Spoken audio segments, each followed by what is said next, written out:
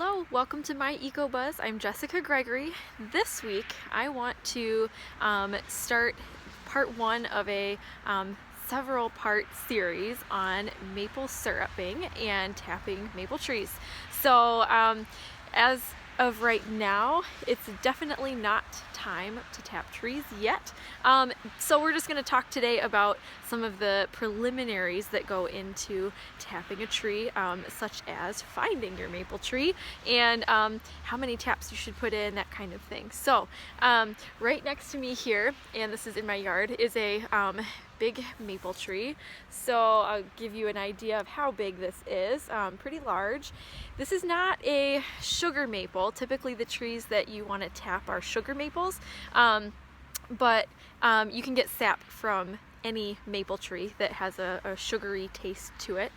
This is a Norway maple, and really the only difference in the sap is that the sugar concentration will vary depending on your maple. So it's highest in the sugar maples, which is why we make maple syrup from those.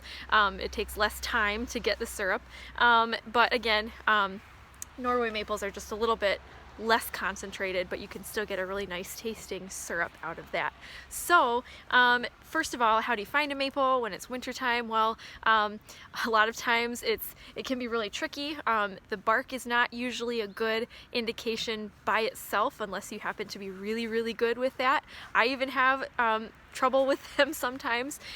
So a couple of other things you can use are to dig under the snow and look for leaves that are nearby. So again, to make sure it's a maple, you're looking for that shape that's kind of like your palm or your hand spread out like this. So a palmate leaf is what the shape is called.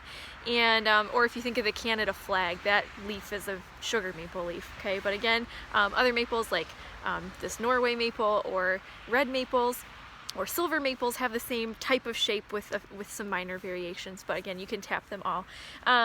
So look for that. Another indication that you have a maple tree is if you look at the branch tips. So let me show you an example of that. What I'm looking for with maples is an opposite branching pattern. So if I look right here, these two branches that connect to the larger branch here, they connect in an opposite manner, so they're directly opposite each other.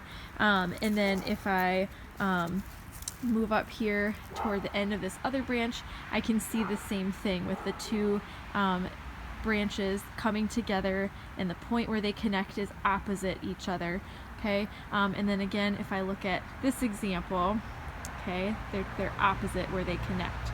Okay, so in Michigan, maples have an opposite branching pattern, and only a couple of other trees do.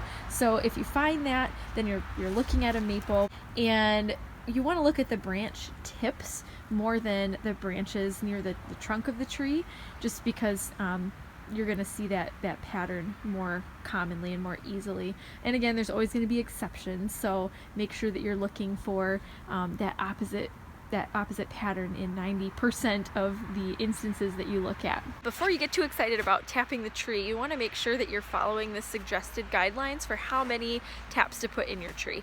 So the guidelines are that for every 10 to 12 inches of diameter, you put one tap. So for a tree that has 24 to 30 inches, you could put 2 taps in it. This tree is pretty large.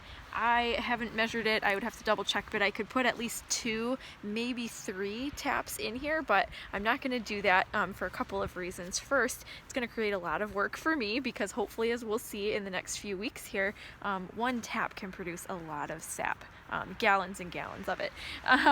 And for another thing, I don't want to take more than I need to. I want to make sure that I'm saving enough for the tree to use.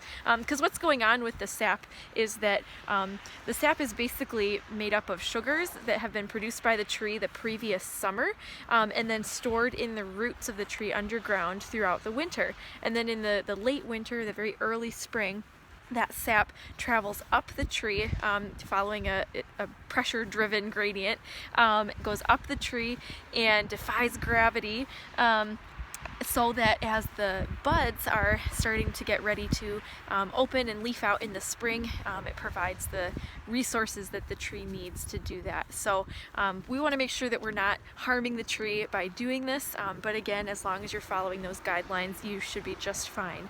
So now we just have to wait for the weather to cooperate, and that's going to happen when we start seeing temperatures during the day that come up above freezing but still go below freezing at night. So that's kind of what starts to thaw out the soil and triggers that sap running process. So hopefully here in the next couple of weeks, or next time even, I'll be able to show you how to tap a tree. So go out and find those maples this week. Have a great time and happy naturing.